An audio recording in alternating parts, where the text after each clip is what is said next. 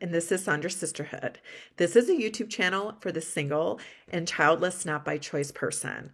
Our video today is ways a therapist or a coach can help you build a life beyond childlessness when you're ready. I want to start our video off by talking about the difference between a therapist and a coach. I'm going to give a really quick overview on that, and it's really the most basic differences. If you'd like to learn more, you can always Google this.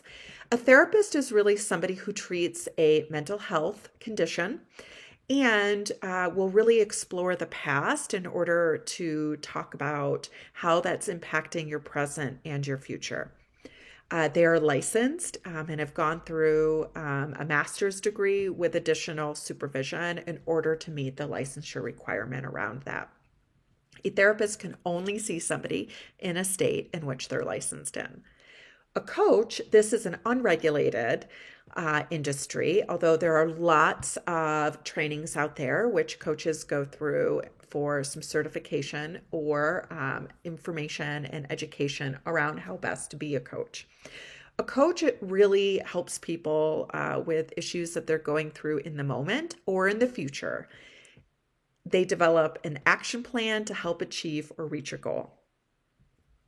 Again, think about where you are in terms of what makes the most sense in terms of a therapist or a coach. The first way in which a therapist or coach can help you build a life beyond childlessness is this can be somebody who can help empower you to design a life of meaning and fulfillment. When you're ready, if you're not sure where to start, this is somebody who can ask you questions in order to help you think about where you want to take your life. They can also be there to help you continue to process through your feelings, and they can be there as a mode of accountability if that's what you choose. Number two, they can support you in moving from the grief to more of an acceptance mindset. Again, it's important to honor grief when you're going through something as traumatic as childlessness not by choice. Somebody who can listen to you, can objectively provide support, encouragement, and validation, and be there to help guide you and walk with you through the path of acceptance. You may start seeing a therapist or coach and not feel like you're anywhere near acceptance. And through your work with this person, you can get further along that path. Again, moving from grief to acceptance is not a quick process, and it's a way to help you have some tools as you walk that path.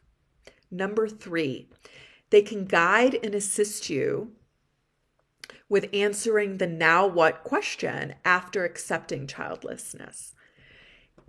If you're like, okay, well, I've accepted childlessness, I have to, I don't really have a choice in that, and I'm not sure what to do from here. I never considered a life where I wouldn't have children. A therapist or coach can provide the space to help you process that and help you think about what you want in your life and help you create some action steps in order to help you get there. It's not about giving advice to you around that. It's about helping you discover for yourself and then create a plan to execute. Number four, provide validation and encouragement. Being childless not by choice can be isolating around the grief, particularly since there's often not a lot of words around grief related to childlessness. If you're single in childlessness, this can also oftentimes happen in silence or under the radar of the people around you. And people around us don't often know what to say or what to do. Having a space where you can talk about how you feel and what you want to do with somebody who can provide some validation and encouragement, somebody who you feel like you don't need to rescue when those awkward moments occur, can be really beneficial when you're going through the path of moving from grief to acceptance. I always want to highlight here too that moving from grief to acceptance, these aren't two different circumstances in which we don't move in and out of the others. We move in and out, it's a spectrum. And we just don't want to get stuck in the grief place. It doesn't mean you'll never feel grief again. And a therapist and coach can help you with some tools in order to manage moving in and out of these phases. Again, I want to be specific that a coach cannot treat a mental health issue. So if you're struggling with daily functioning, if you're struggling with getting along with others, impacting your ability to work, again, impacting your ability to take care of yourself, or you're meeting the you're meeting the criteria for a mental health diagnosis, you want to start off with a therapist. I have a video on here that talks about places where you can find a therapist if you feel like you need one and you are having trouble finding one.